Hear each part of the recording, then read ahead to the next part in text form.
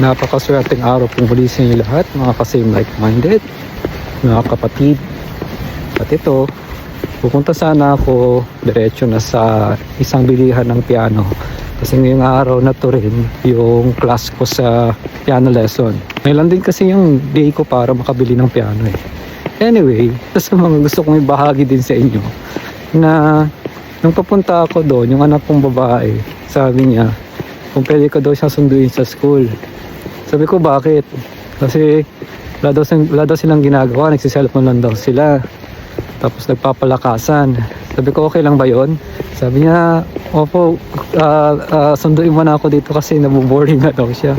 Siyempre, as bilang tatay, agree ako dyan, yung sintidor eh. Nagang susunduin ko. Sabi ko, sige, sunduin kita. Bakit, no? Kasi aware naman tayo, di ba? Kung anong purpose ng school talaga. At aware naman tayo na hindi naman dahil sa school para mabago o talagang maging maayos yung buhay mo. Anyway, just wanted to tell na bilang isang tatay, isa pong konsintador, na sige tara, susuportahan kita dyan sa pag-alis mo sa school, yung tipong kung makakating classes ba. Gawain ko rin dati, no? Yeah, pero hindi lang naman yun, mahal ko rin talaga kasing anak ko. Tsaka aware naman siya sa mga binabahagi ko. Pero ganun pa man, meron kasi sa sariling proseso niya bago niya maintindihan yung mga binabahagi ko sa inyo dito. Pwedeng maintindihan, pwedeng hindi. Depende pa rin sa kanya yun. Pero nandiyan ako palagi para suportahan sa kung ano man ang gagawin. I always show love to her, care. Tsaka wala akong pakialam sa grades niya. Wala akong pakialam kung magaling ba siya dito sa pag-aaral or what. Ang pinakapakialam ko ay yung arts niya, yung music niya, at saka kung saan talaga siya masaya. Kaya nandito na tayo sa school ng anak ko. Andyan, nasusunduin na siya ng konsentidor niyang tatay. So nasundo ko na yung anak ko ng konsentidor na tatay. Ano yan? Ba't gusto mo dito? What? Oh, I love Canada. Bakit? Because I love everything here. Hindi, kung nasa Pilipinas tayo, anong mangyari? Magagawa ba to? Nah, probably not. Guys, I might be whitewashed, guys. Like, I might stop talking Tagalog, but I would still keep... Slow, kid! No, don't ba, guys. Marunong ako mag-Tagalog. Guys, marunong pa rin ako mag-Tagalog. Nagtuturo na ako. May malaki na siya, oh. Hindi dito na. Grabe na siya mag-English, diba? Guys, I look different with my glasses. That's why my head is like low-key round. But if I take it off, yeah. Diba ko, pinagsasabi niya.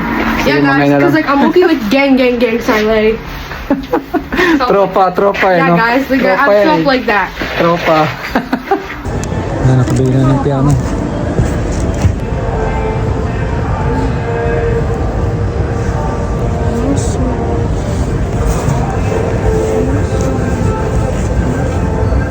At ito mga kapatid, nandito na po ako sa music school na papasukan ko. Marsman Music Center. Ito siya. Marsman Music Center. Yan po sa likod ko, no? Actually, ito, nahanap ko lang to kasi ito kasing story niyan kung ba't ako napapunta sa ganito. Elementary pa lang ako, natuto na po ako mag-flute. Wala po nagturo sa akin, sariling sikap lang. And everyday daladala ko yung flute, saan man ako magpunta. Daladala ko siya. Ewan ko, parang trip ko lang sa dalhin palagi. Tapos sinutugtog ko siya, ganyan. Hanggang sa meron akong isang teacher na nagturo sa akin kung paano mag-flute ng tama. Sa school. Nung nag-high school naman, tumigil ako sa flute, nag-lyre ako, drum and lyre. And then doon ako nagtaka, nasabi ng kaklase ko, bakit daw pag may sinabi sila sa aking tunog, nakukuha ko siya. Naayos ko siya.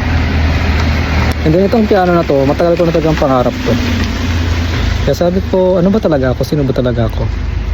Ano ba talaga yung pinakadati pang gusto kong gawin na matagal nang hinahanap ng aking spirit?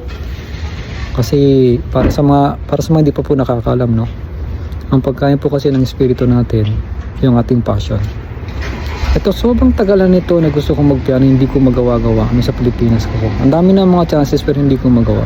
Nagkaroon naman ako ng one chance na nagkaroon ng piano Pero wala talaga nagturo, and then nabaling na sa iba kasi nakufocus ako sa law of attraction.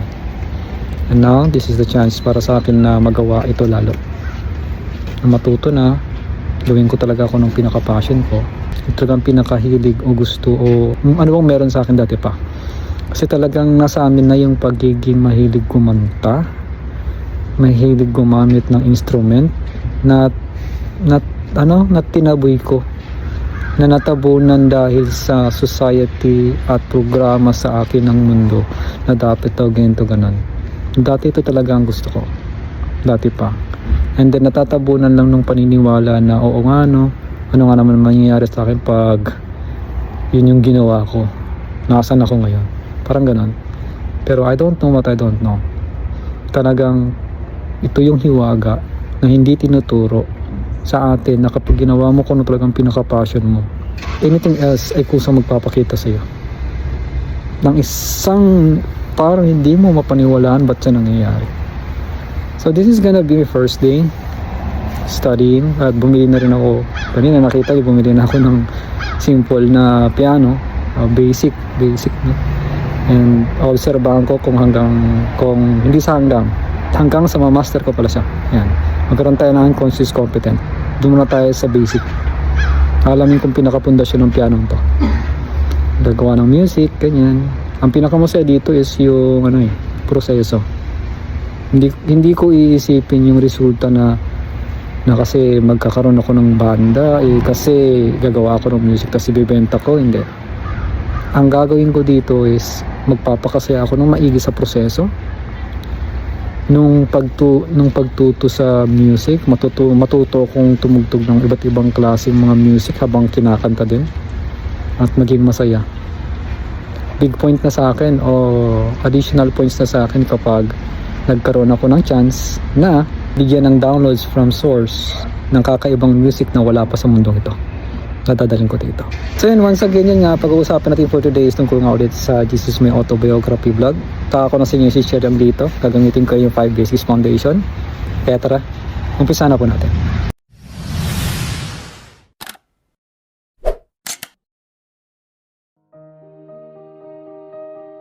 Hello everyone, once again, this is Rudy Claserna. Once again, maraming salamat po at nandito tayo muli sa ating panibagong vlog na ito. Ayun nga, ang pag-uusapan po natin ngayon ay tungkol sa Jesus My Autobiography Vlog, at ang topic na nga po natin ay tungkol na sa healing through higher vibration. So bago po pala natin umpisan yan, gusto ko lang pong sabihin sa inyo na bukas na pong muli ang pinto para sa mga taong gusto sumali sa Rujik Divine Hub. Kung gusto niyo pong sumali, ilalagay ko po dito yung QR code. Nandito, scan nyo lang po siya para kayo po ay makapag-register.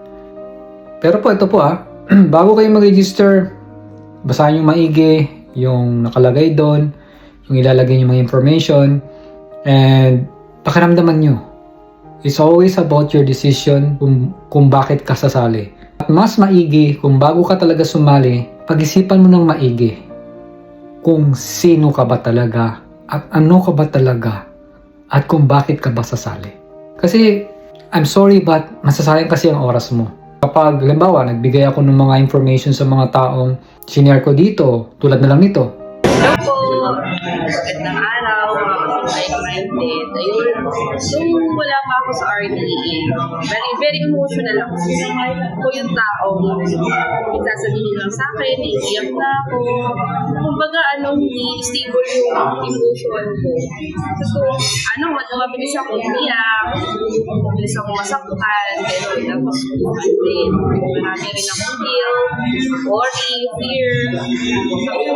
Yung hihig ako ng alauna ng madaling araw, hindi ako makaisip ganyan. Kasi puno-puno nga ako ng fears. Kasi sa na-program sa atin. Dahil sa edad natin ito, marami lang ng program. Nung punta ako sa RTA, nalaman ko na ito lang mga blockage na ito. Yun yung mga blockage na hindi mo talaga makikita yung sarili mo kung meron kang mga ganito. Ayun mga kasim like-minded. Kumbaga, yun po ay a very unique explanation without any setup na maganda, medyo yung background nga niya noisy pa, di ba? Kasi nag-meet up po sila sa Glorieta sa Makati. Pina-meet up ko po sila doon. And then gumawa po ng video explanation kung ano ba talaga ang totoong nangyari sa kanila, kung ano ba nagbago sa kanila. So this is not to hype you na porket narinig niyo yung ganon, ay sasali ka na agad. Yun po ay isa lamang clue or pwedeng mangyari din sa inyo kung kayo ay sasali sa Rujik Divine Hub. Kung sasali ka, tatanungin mo, sino ka ba talaga? Ano ka ba talaga? Bakit ka ba talaga sasali? Sa sarili mo muna eh. Sino ka ba talaga? Ano bang pagkatao mo? Ano bang hinahangad mo? Ano ba ang gusto mong marating? Ano ba ang gusto mong mangyari dito sa mundong to na nakikita mo right now? Sa nangyayari sa'yo? Kasi baka mamaya nadadala ka lang din ng ego mo. Minsan kasi si ego may kakayahan niya na, sige ano ka? Pasok ka dyan, alamin mo lang kung anong nasa loob. Pag nakuha mo na, alis ka na. Tapos na. Yung gano'n, makuha mo lang information, okay na yan. Tapos alis ka na. Or sabihin natin, ganado ka, pagpasok mo, nung nalaman mo, ganito pala yung gagawin, ayoko na. Parang ganon. Pero, that's why I'm telling you once again, it's always your own decision. Decide. Bago kayo mag-decide, kilalanin niyo muna yung sarili mo, and alamin mo kung ano ang iyong pinakamalalim na why. Once again, babasahin ko na yung book. Dito na tayo sa book na to. Healing Through Higher Vibration. Babasahin ko siya in English and then translate ko po siya sa inyo in Tagalog. It was those ideas that we began to entertain the idea of traveling and working with these energies and with these teachings in a grander scheme. Sa idea daw na yun, nag-umpisa yung kumbaga in-entertain nila na mag-travel habang tinatrabaho itong mga energy na to sa pamamagitan ng pagturo. In a grander scheme, mas malaking scheme o senaryo, ganyan. But before I talk about increasing the mobility, bago ipaliwanag ni Jesus Christ yung pagdagdag, mobility, paggalaw, mobility, no? Nung turo niya, teaching, and going on treks, yung pagta-travel, kasi yung turo niya, travel siya, lalakad na siya kung saan nagpupunta. I wish to speak a little about the healing capacities. Ayan, maganda to. Papaliwanag mo na ni Jesus Christ yung tungkol sa healing capacities, yung kakayahan o kapasidad ng sinasabing paggaling. O sabihin, heal sa katawan or kung ano man. That I was then endowed with. May napakagandang quote talaga dito sa endowed na sinasabi. Kasi endowed kay Jesus Christ, which is, meron din kayo nito. At ito yon, you are born to win. You are engineered for success. You are designed for accomplishment. And you were endowed with the seeds of greatness. Ang ganda, di ba? Isipin mo yun, pinanganak ka para manalo. In-engineer ka. Ito. You were engineered para sa success. You were designed. Dinisenyo ka. Ito. Yan. For accomplishment. And you were endowed. Sabi natin, binigyan ka o nung pinanganak ka pa lang, meron ka na, binigay ka na ng may kapal. Nung buto, nung seeds, nung sinasabing laging hindi naman nawala sa atin, of greatness. Yun po siya. Okay, so ano bang sunod na sinabi Jesus Christ dito? The beings within these groups became very aware of my ability to shift their energy. Yung mga tao na nasa grupo daw nito ay naging aware sa ability niya na baguhin ang enerhiya, to shift their focus, na ma-shift ang kanilang focus. Sa mga apprentices po natin dyan, aware na rin po siguro din kayo. Narinig ko na sabi ni Brother Algray nga sa akin. Nung nag-meet up sila, nabanggit niya na meron daw kong ability na mapapasabi kayo ng sikreto nyo. Ng kusa. Mapapasabi nyo, masasabi nyo talaga sa akin ng kusa without defending or anything yung mga sikreto nyong nakailalim-laliman without forcing you. Meron akong ability ganun. Which is, yun din naman ang tinuturo ko sa kanila, paunti-unti. patututunan nila. So may ganyan din po akong ability. Pero itong sinasabing energies to shift their focus, I also have that kind of thing kapag nasa Rujik Divine Hub. Kayang-kaya na rin po yan. Pero kasi may mga sinasabi ito yung persona o personality.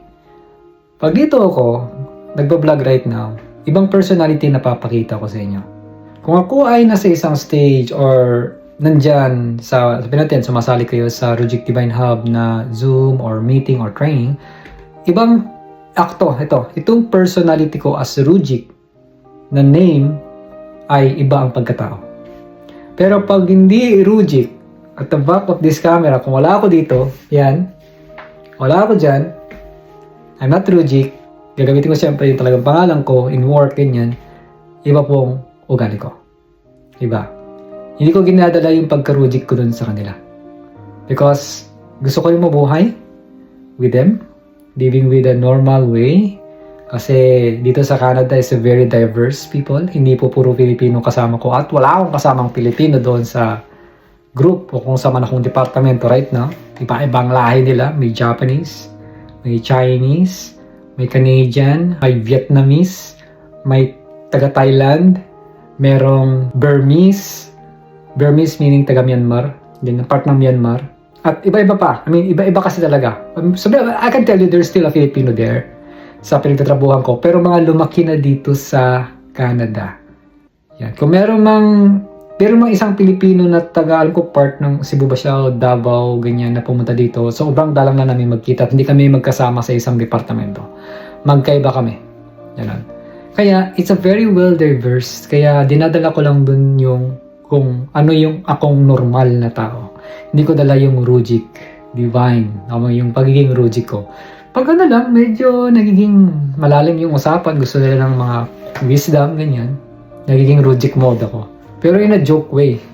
Kailangan joke way mo sabihin, hindi mo pinibigay ng sobrang lalim na, kailangan mo sila joke. Kasi kung masyadong malalim, alam mo naman si Ego, malakas mag-trigger, ganyan. Kaya kung naalala niyo sa mga previous vlog ko, di ba sinasabi ni Jesus Christ, I have to step down sa mga tinuturo ng source. Kasi yung turo ng source, ng spirit niya is so pure, na so totoo, na kapag binigay mo sa mga taong masyadong egotistical pa at naniniwala sa mga death, takot, at kung ano-ano pa, hindi obre.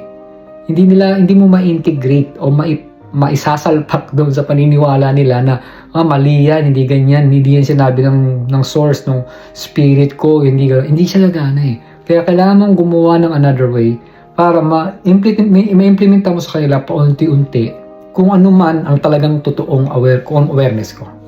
Ganyan. So anyway, tuloy tayo dito. They were influenced by my presence. So na-influensyahan sila ng kanyang presensya.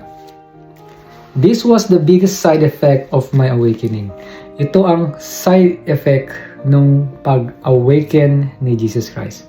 I had been endowed with the ability to infuse a room with energy that I had never experienced before. Ang galing, no? Parang nabigyan ba siya ng kakayahan na pag pumasok siya sa isang kwarto, grabe talaga to. Kaya niyang i-infuse, lagyan yung kwarto na yon ng energy na hindi niya pa na-experience dati. Nagagawa niya ng gayon. Sabi niya, this was something that these beings became aware of. Na, ang ganda nun, no?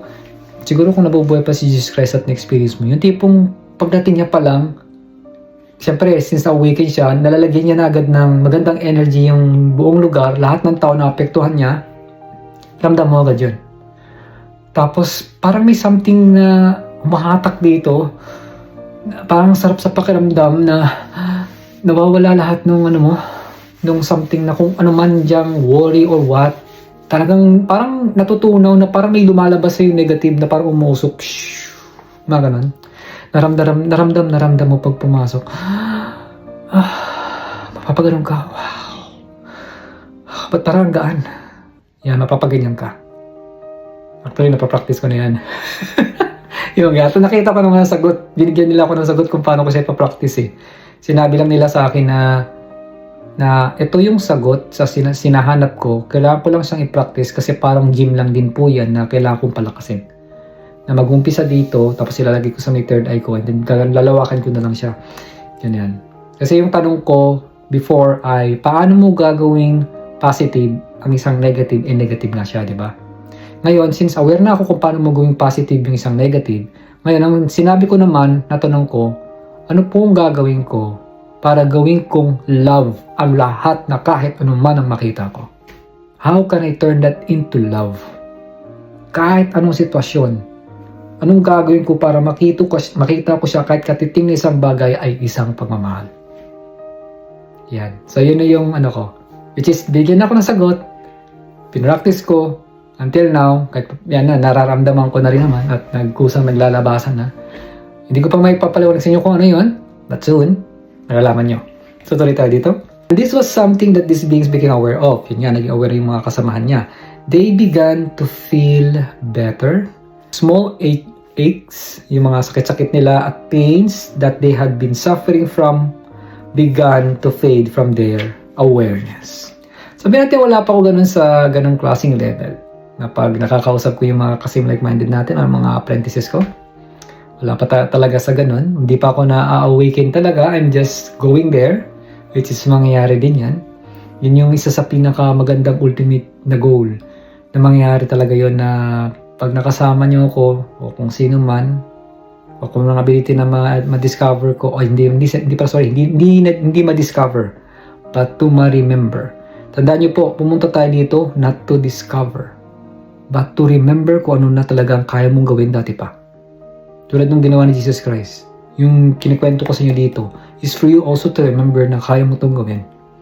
Para sabi mo, ang labo naman. Yes, it is. Kasi natabunan na ng mga programa from your ego and also from your past na kaliliman na mga karmas from your past life. Na binitbit mo ngayon in this lifetime. Something na gano'n. Okay? They began to heal from chronic sickness and issues that had been dogging them for some time. Gumagaling yung kanilang mga sakit, yung mga issues nila na matagal nang nagbibigay ng parang bother sa kanila, sa kanilang buhay. They knew that it was They knew that it was my effect on them. So this increased their willingness, of course, to come to these meetings. They wanted to be well, human wish to be well. So naging aware pala yung mga tao na dahil sa kanya, na nakakaramdam sila ba't nawawala yung ano nila, sakit-sakit, ganyan. Actually, nabanggit ni Jesus Christ to, sabi niya nga, tungkol to sa mga sa pagpapagaling, kasi meron nag-ask ng question sa kanya na, ano yung gagawin para ikaw ay gumaling? Dapat ba ako pumunta sa mga doctors, sa mga ganito ganon, para gumaling ako, ganito ganyan? Kasi ang question is more about asking question, pag ikaw ay magpapagamot, dapat ba pumunta ko sa isang tao? So, ang pinaliwanag ni Jesus Christ una ay back then, nung siya ay na-awaken, meron siyang, itong endowed, nabigyan siya ng kakayahan. Actually, yung term niya is ma-override yung energy nyo. Na-override niya sa sobrang taas ng frequency niya, na-override itong mababa mong frequency, kaya nagkakaroon ka ng healing. Ganon. Ngunit, ang sinabi niya, ginawa niya ito, yung healing na to, hindi lang more on wisdom of word. Kasi kung puro salita lang daw siya, puro wisdom of word lang gagawin niya, hindi maniniwala ang mga tao. And ito pa yung additional information na sinasabi niya right now. Na napansin ng mga tao na dahil pala sa kanya, gumagaling yung mga sakit nila. So ba't gumagaling na nakikita mo lang? Kasi yun yung explanation niya, na o-override ni Jesus Christ. Yung energy ng mga tao, yung mga illness ay hindi makatake sa sobrang lakas at init ng vibration at ganda ng pagmamahal at pagpapatawad na yon, natatanggal, umuusok, nawawala. And kusang gumagaling. Kaya yung mga tao mas lalong patuloy na pumupunta doon. Yung nakakapansin. Ayan. Kaya lalong pumupunta sa meeting, mas lalong sumasali. Ngayon, there is nothing worse than being sick. At diba? Totoo naman, wala namang iba pang mas worse kung ikaw ay may sakit. It is only in raising your vibration to higher realms. Nagkakasakit ka lang talaga kapag napakababa ng iyong vibration. Bumababa lang ang vibration mo, it's because of your thinking. Saan galing ang thinking mo? And that is for sure ako from your past experiences, sa mga napanood mo, sa mga na-imagine mo. Ang nai-program dyan sa isipan mo. So dahil sa ulit-ulit ngayon, kaya bumababa. Kasi I've been there for so many times. Pag may nakita ka lang something na parang naagrabyado ka, na parang parang umangat, na something siya sabi uminit yung ulo mo na parang high blood ka. Matik yung pakiramdaman nyo, please lang. Bumababa yan dito. Nararamdaman nyo. Parang nagiging acidic ka na parang nasasaktan yung katawan mo. Sana mapansin nyo po yan. Every time na naggalit ka, every time na parang napapasigaw ka, every time na parang feeling mo na atake ka, na gusto mong magpaliwanag din, every time na parang naturo ka, ganyan, no? Every time na parang may nakita kang something na hindi maganda, na you're expecting na supposed to be, ito yung mangyari, hindi nangyari. Ganon, mapapansin nyo yan. Pansinin nyo. Yung sabihin, may ginagawa ka, rather big example na bibigay ko sa inyo. Nagkaroon ako ng sobrang challenge dito sa Canada nung pagdating ko. And then, kailangan ko pang harapin itong math na to. Grabing math na yan. Nagkaka-stress na ako sa math kasi ang hina ko talaga sa math. So, sobrang takot ko sa math, ay talagang, guys, 100%, hindi po ko academic na tao. Ang hina ko talaga sa math. So, ngayon, meron akong isang book. Okay? Ano ba yung book na to? Itong book na to, pakita ko sa inyo. Ito siya. The Compound Effect by Darren Hardy. So dito, pinaliwanag niya ang ibig sabihin ng compound. Ano bang compound? Yung parang nag-training ka ng gento, mahina ka una, kasi mahina ka talaga sa math. Train ka ulit, train ka ulit, train ka ulit, train. Nagpapatong-patong. That's compound. Yan yung pumapasok. Diyan papasok yung sinasabing 4 steps when you are learning new information. Hanggang sa maging unconscious competent ka. Pero dito ibang pagkakapaliwanag. Pero ipapaliwanag ko sa inyo. Dito sa compound effect na ito, iba yung pagpapaliwanag niya kung paano niya ginamit yung training. Yung parang kung ano ba, kung paano mo siya gagawin. Pero ang ganda ng analogy o pagkakapaliwanag niya, sabi niya, ilalagay ko na lang sa akin kung saan ako mahina. Kasi na-stress ako nun Talagang nilalagnat ako. Grabe sipong ko, grabe ubo ko. Lahat na, nilalagnat ako. Di ako mapakali. Kaya kailangan ko munang i-drop yung class na yun Nung time na yun. Kasi talagang, ewan ko, di ko matake. Di ko siya matake. Ganun akong tao. Pag di ko matake, bibitawan ko. I really have to take. Hindi ko ipupush yung sarili ko. Kaya ngayon, nung nabasa ko to, sabi niya nga, kung ikaw ay magaling sa isang bagay, okay naman yan, gawin mo. Pero kung saan ka pinakamahina at kailangan mong ayusin, doon mas kailangan mong doblehin ang training mo. Halimbawa, yun nga, sa math, okay naman ako sa iba, maayos naman ako kahit papaano sa iba kong mga subjects. Math ang pinakamahina ako. And then sabi niya doon, yun ang mas talo mong fokusan. Kung gusto mong umangat doon, ngayon nga sa math na yun, diba may test kami, no? May test kami sa math next week ng Saturday. At ngayong araw na ito is Friday. Ngayon, di ba? Hindi this coming Saturday, but next Saturday. Alam niyo po ang gagawin ko niyan? Simula bukas hanggang Friday.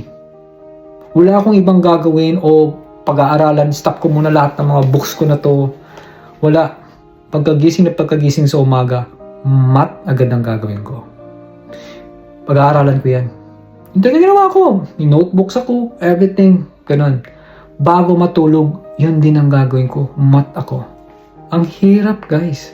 Inaantok ako, hindi ko kaya. Ang sakit sa ulo. Mali-mali pa ako ng type. Ulit na naman. Tapos titignan ko yung, kasi yung mga mga technique ba, yung mga may sagot na.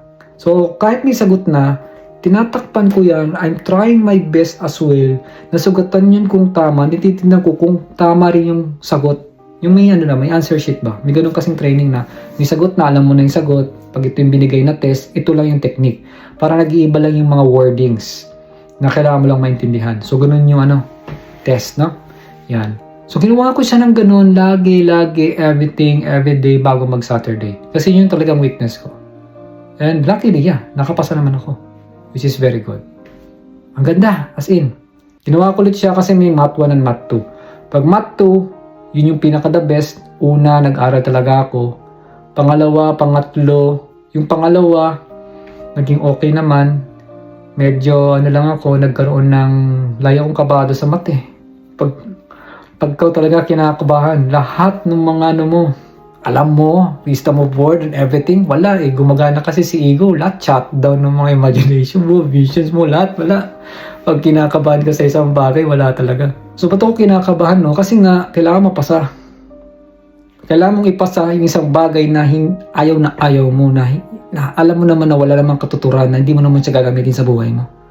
Yung kailangan mong ipilit, ito yung program sa school. Yung ayaw mong isang bagay, kailangan mong i-push ang sarili mo kahit ayaw mo naman na kailangan mo siyang gawin. That's the programming. Ipipilit sa'yo. O sabihin natin mukhang hindi naman nagpipilit pero mapipilitan kang kailangan gawin kasi kailangan kong pumasa. Dahil some certain rules and regulations kasi itong requirements para ganito and so forth. Ganun po siya. Right? Pero ginamitan siya ng law of attraction. Nagkataon, yan nga, meron akong isang kaklase, lakas ng loob. Believe talaga ako, saludo talaga ako sana nanonood yan dito eh. Ang pangalan niya si, Goderick. Ang spelling ng pangalan niya, Goderic. Parang God Eric ba? So, Goderick. Yan. So, tawag ko sa kanya Kuya Eric. Eric lang, Eric. Yan. Parang kapangalan ni Papa Eric din. So, siya, lakas ng loob nun. Talagang, pipicturean niya ng ganun yung test. Sisend niya sa ChatGPT at alamin yung sagot.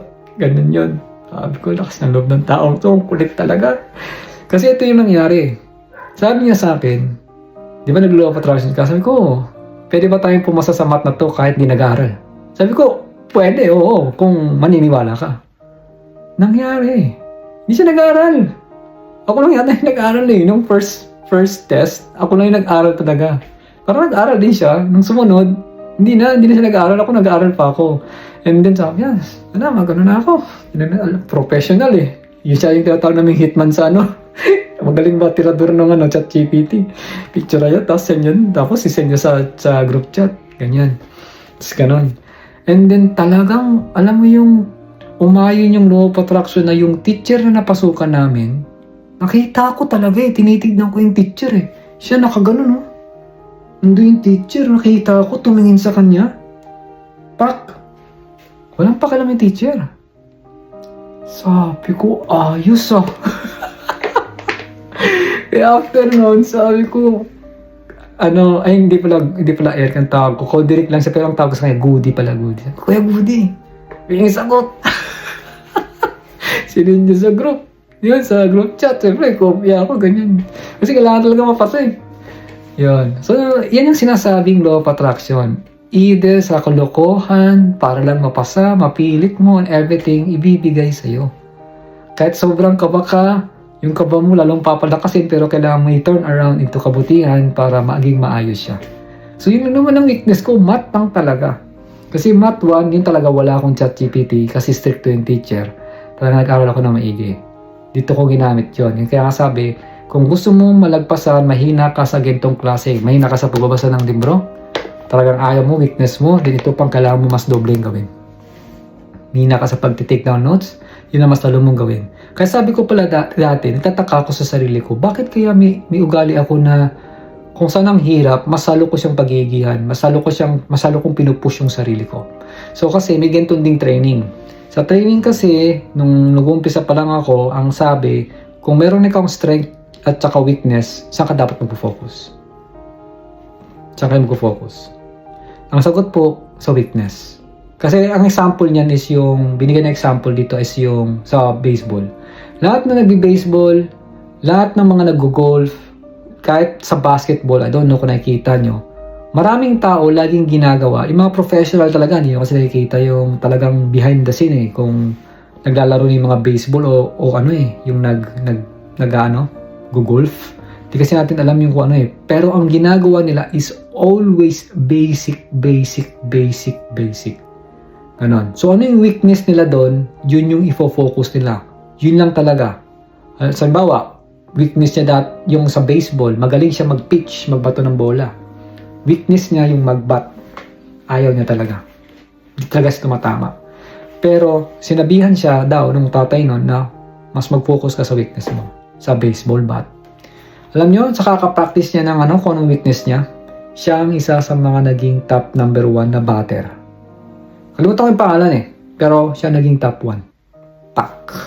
Ganon. So, always focus po sa weakness. At kung anong weakness mo, dudoblehin mo. And ito pang sinabi, what if ito? Merong competition na paparating. Push-up competition. Every day, ipagpupush up ko kayo ng tigti 300. Push-up, kahit hirap na hirap ka, 300 every day. 300 push-up. Hanggang sa naging 1,000 push-up na every day. For 3 months. Kasi sa ika-4th month, nandun yung competition. Alright? Normal na sa'yo. 1,000 push-ups ka na. Basic na. Okay na yung katawan mo. Kayang-kaya mo na everyday. Ganyan, di ba? Todo-todo talaga. Pagdating ng competition, ito ang naging rule. Pag 4th month, ang sabi, okay, our competition is push-up competition. You have to do 100 push-ups in the shortest time. Kung sino yung pinakamababang time, yun yung mananalo. So what do you think will happen to you? Nag-push up ka ng 1,000 per day. Naging normal na sa'yo yun.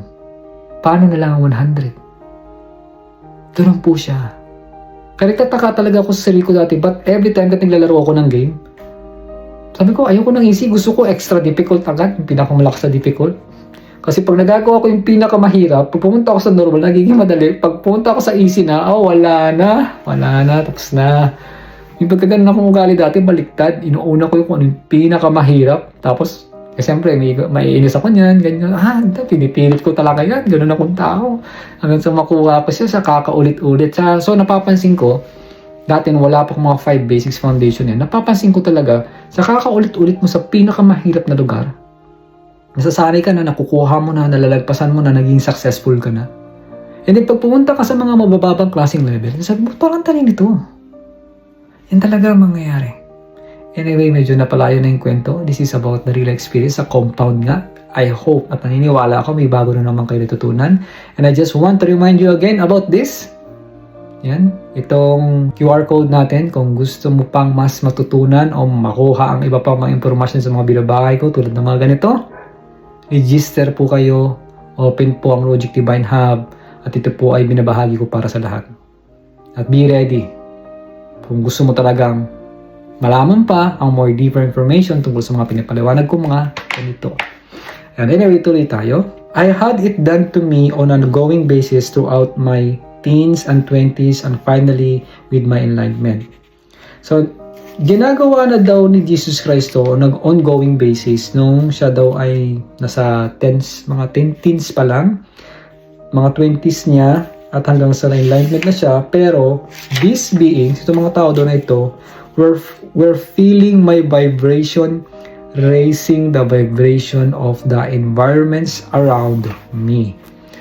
So kahit ginagawa niya na to nung kabataan niya pa, nung siya ay nag-20s at nung na-awaken na siya, nararamdaman ng mga tao talaga na may nagbabago, tumataas yung vibration ng mga nasa paligid. Di ba? Ang laki na naapektuhan. Ito po yung laging sinasabi ko. Kapag may ikaw ay babaguhin, unahin mong baguhin ang sarili mo. Anong babaguhin mo sa sarili mo? Itong isipan mo. Kasi pag may nagbabago sa isipan mo, kusa, pati ang paligid mo may nagbabago at ito na ang patunay na sinasabi ni Jesus Christ. Sino po sa inyo dyan, di pa rin naniniwala? Si Jesus Christ na po ang nagsabi. May experience na rin po talaga akong ganyan. Na pag may binago ka sa isipan mo, yung paligid mo may nagbabago din. Ito, awaken na siya. Ako, hindi pa ako ganun ka-awaken, pero may napapansin ako, may nagbabago. Sa paligid. Paano ka pa kaya? Kung anong paligid mo, anong environment mo dyan, magbabago din yan. Kasi naapektuhan mo. Hindi mo business o kailangang pakialamanan kung anong ginagawa ng ibang tao. Mag-focus ka lang sa sarili mo, hindi sa iba. Sa sarili mo muna. Sasabihin, selfish mo naman. Yeah, yun yung twist, yun yung pampagulo eh. Yun talagang tinuro sa atin. Uy, huwag kang selfish. Uy, sakim. Uy, sarili lang palagi. Focus ka sa sarili mo sa pag-improve ng isipan. Ang nagsasabi nun ay mga egotistical. It's a set up as well para hindi ka mag-focus sa sarili mo, para mag-focus ka lang sa iba. para mas lalo kang mahirapan sa sarili mo. Naiintindihan po ba natin? Kung gusto mo pang mas malaman ng tungkol more deeper nga dito, sinasabi ko nga. Ganun yun. Join Rujik Divine Hub. Pero yung nga sabi ko sa inyo, for what reason? Know it. Okay? Next, ito na tayo. With the teachings, it will also shifting their consciousness. And they were beginning to change their ideas. Sa pamamagitan ng pagtuturo, nagsishift din ang kanilang kamalayan at sila din po ay nag-uumpisa na rin baguhin ang kanilang idea. Ito, proven and tested ko na po for almost 9 months. Almost magwa 1 year na rin kami sa Rujik Divine Hub. Ito po talaga ang nangyari sa kanila. Hindi ko alam kung anong goal mo. Hindi ko alam kung mag-hesitate ka pa. Hindi ko alam kung ano ang pumipigil sa'yo. Whatever it may be, I respect and acknowledge that kasi aware ako you have your own process. Nandito ka ngayon to watch this. Nandito ka ngayon to learn something and to hear something na for sure isinulat o pinirmahan mo rin yan bago ka pumasok sa mundong ito. At ito ang pinakamasasabi ko. Pag pumasok kayo sa Rujik Divine Hub, dun mo mas malalaman ang pinakamabait mong version. Malalaman mo yung totoo, yung pinakamabait mong version sa sarili. Anyway, tuloy tayo. At ito po, yung katulad na sinabi ko, patunay talaga to. Si Jesus Christ na rin nagsasabi na nagbabago yung isipan nila at nagbabago ang kanilang mga ideas. They were beginning to change their thoughts. Nagbabago na kanilang isipan. And consequently, their emotions. At lalo na ang kanilang emotions. Ayan. So they were beginning to feel the effects of being in my presence. Nag-uumpisa na daw na magbago ang epekto ng mga katauhan kapag kasama siya at kapag nandyan ang presensya ni Jesus Christ. And it was clear and unequivocal that I was healing them. Napakaklaro na parang hindi mo na talaga mapagdududahan pa na kahit anong mangyari na nagpapagaling ni Jesus Christ sila. This was a great burden in some ways as an ordinary human. I was only a few months to my enlightenment process and it was a tiring experience to be around humans that were a lower vibrations. Tignan niyo po, kakauwi lang ni Jesus Christ for few months at nakakapagod po kapag kasama ang lower vibration. Ito yung sinabi ko sa inyo nung nakaraang mga vlog o kung napanood nyo, na kapag ikaw ay nakipag-usap sa isang lower vibration na puro reklamo ang sinasabi at wala kang tamang depensa sa sarili mo, mapapagod ka. Kung si Jesus Christ nga napagod, ikaw pa kaya na hindi awakened? Sana mapansin niyo po yun. Alright?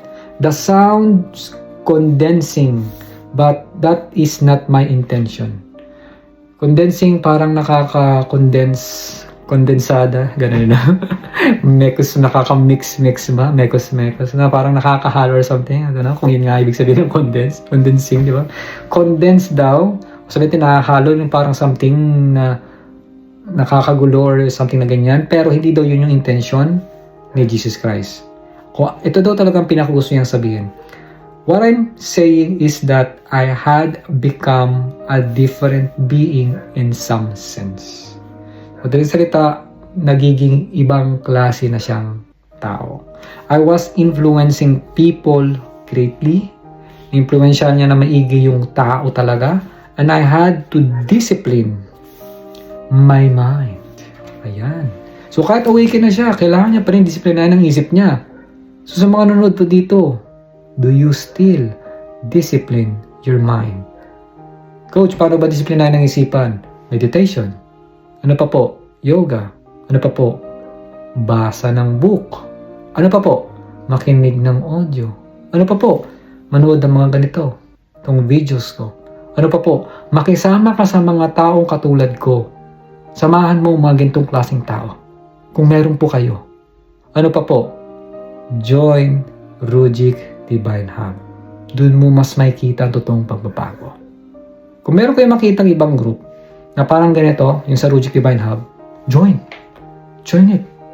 Makakatulong yan, makikita niyo yan. Yung pagkakaiba na magbabago. And I hope na ang teachings na may bibigay nila ay somewhat may similarity sa binibigay ni Jesus Christ. Na puro pagpapatawad, na puro may compassion, pag-unawa, pag-appreciate, na puro pagmamahal, na puro may kindness, at puro kitang-kita mo na walang ni katiting na panghuhusga ang pagtuturo nila. Walang binibigay na takot, walang binibigay na sakripisyo, walang binibigay na diin at pamumwersa na sinasabing dapat ito, hindi dapat ganyan. Wala kang makikitang paninisi, kahit isang paninisi sa mga turo na ginagawa niya porket hindi mo nagawa ang ganito. Sana yun pong makita nyo. Yun ang hinihiling ko sa mga nanonood right now dito. If ever wala po kayong makita, ito po yung QR code. Nandyan po ang sagot. Kung yun po ang tatahakin nyo. Yun po again. Kung yun ang tatahakin nyo. It's always about you. Kung hindi nyo alam kung paano gawin tong QR code na to, meron pong link sa description ng video na ito. Click nyo lang po yun. Doon po kayo mag-register. Idadalhin po kayo sa registration. And once again, bago po talaga kayo mag-register, alamin nyo muna sa sarili mo kung bakit ka sasali. That's the most very, very crucial questions that you have to ask to yourself bago ka sumali. Hindi lang siya basta pag-isipan mo ng maigi. Pakiramdaman mo ng maigi. Hanapin mo ang sarili mo bago ka sumali talaga. Yung nararamdaman mo. If you really feel good and right na parang okay ka na, dinala ka na agad dyan, that's your calling then. Kung parang sobrang nakaka-resonate ka dito sa mga pinapaliwanag ko, that's your calling then. Diyan mo malalaman, diyan mo mapapansin si ego mo once nandun ka na sa registration at meron kang nabasa doon. Diyan mo malalaman. At diyan din kita itetest. Diyan ka matitest. Diyan mo talaga matitest na maiging sarili mo. At diyan mo makikita ang totoo mong pagkatao. Diyan mo makikita ang clue kung anong sinasabi ng isipan mo, ng ego mo. Okay? Anyway, tuloy tayo. You must understand that you do not wish to have random thoughts flitting through your mind when they are creative to such degree.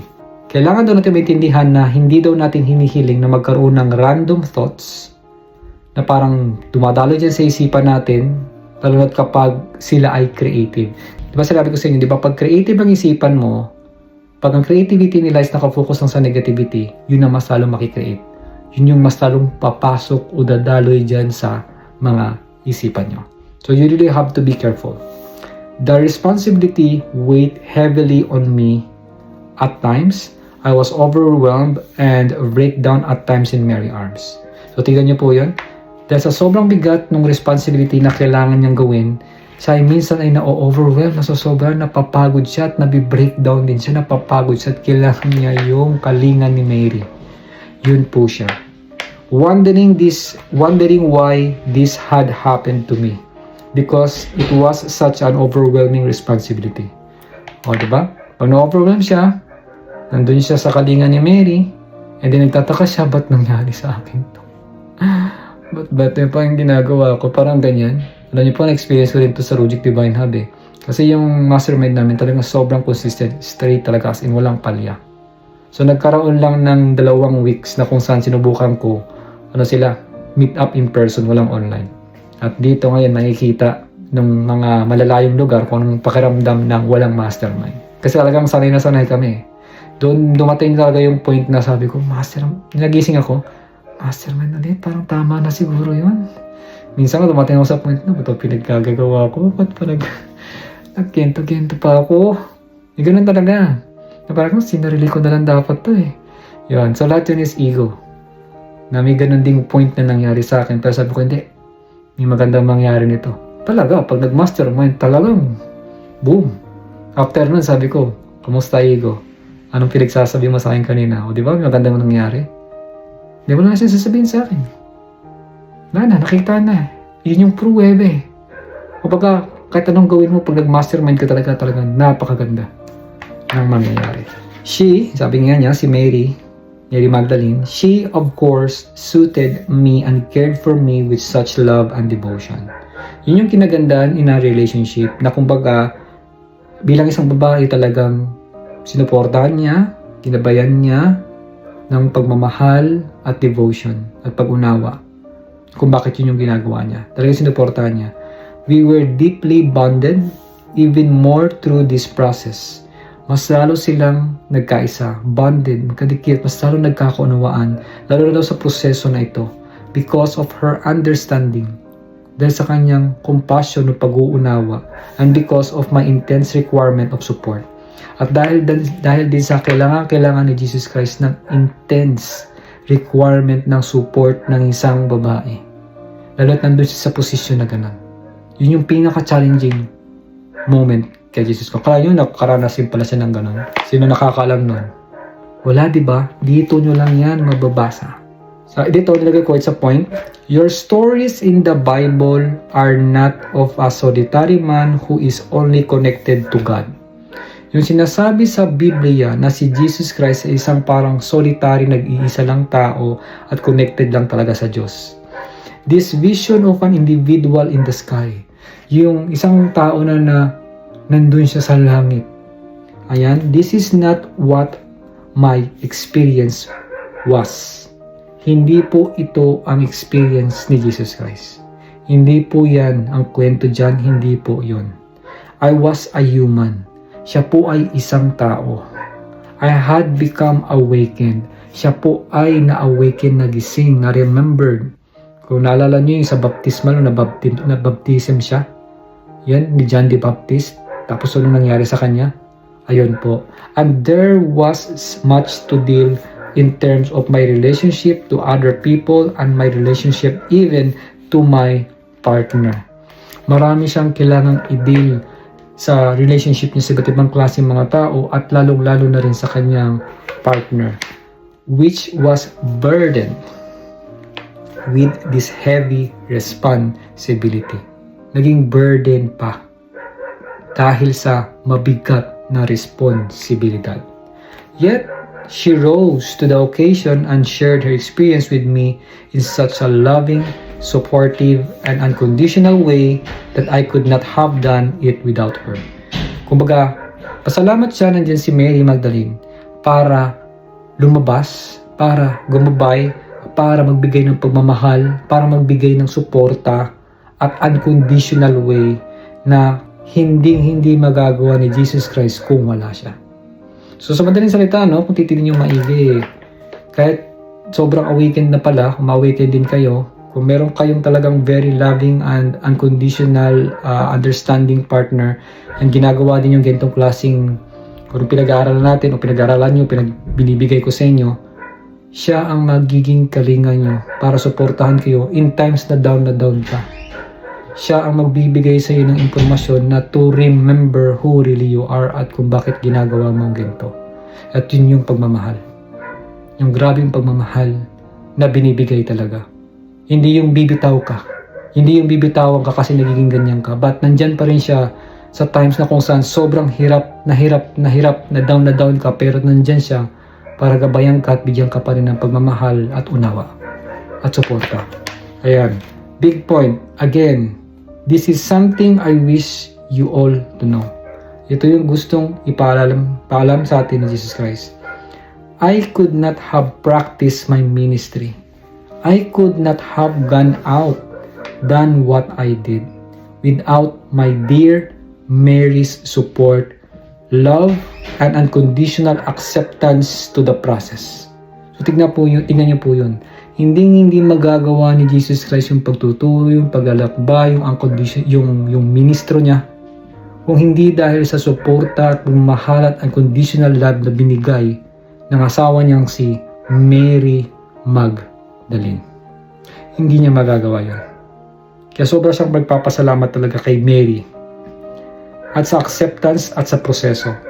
She was part and parcel of my journey and continued to offer her support even when she was not in my presence.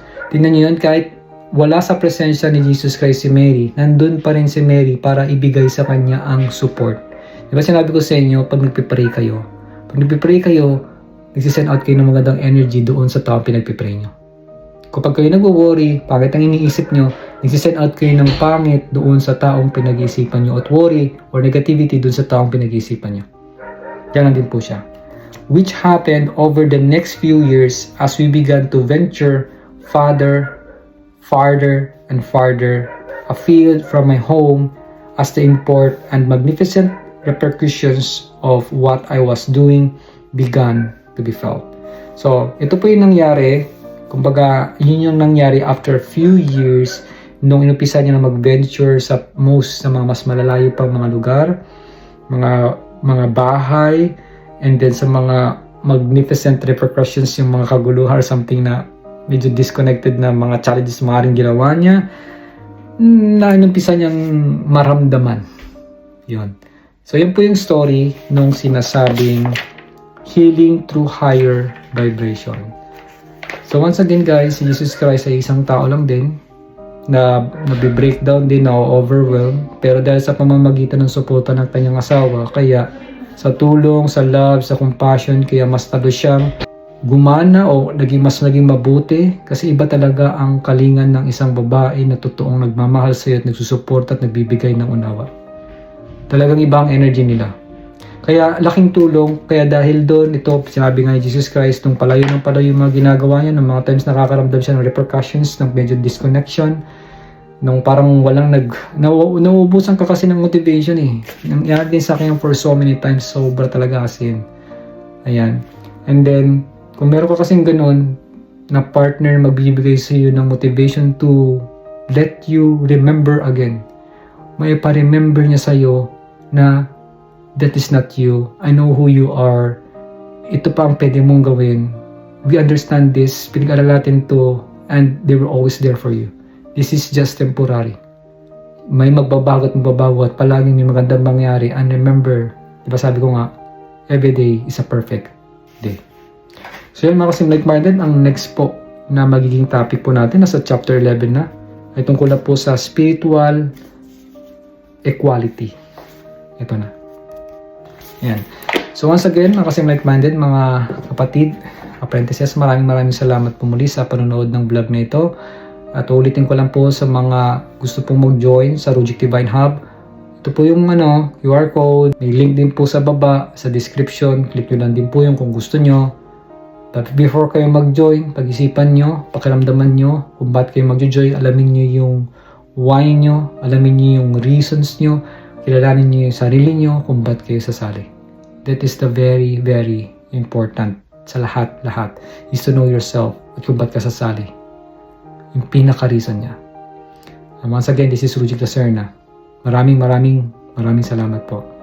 Ingat kayo palagi. God bless us all. Wherever we are, thank you. Thank you. Thank you.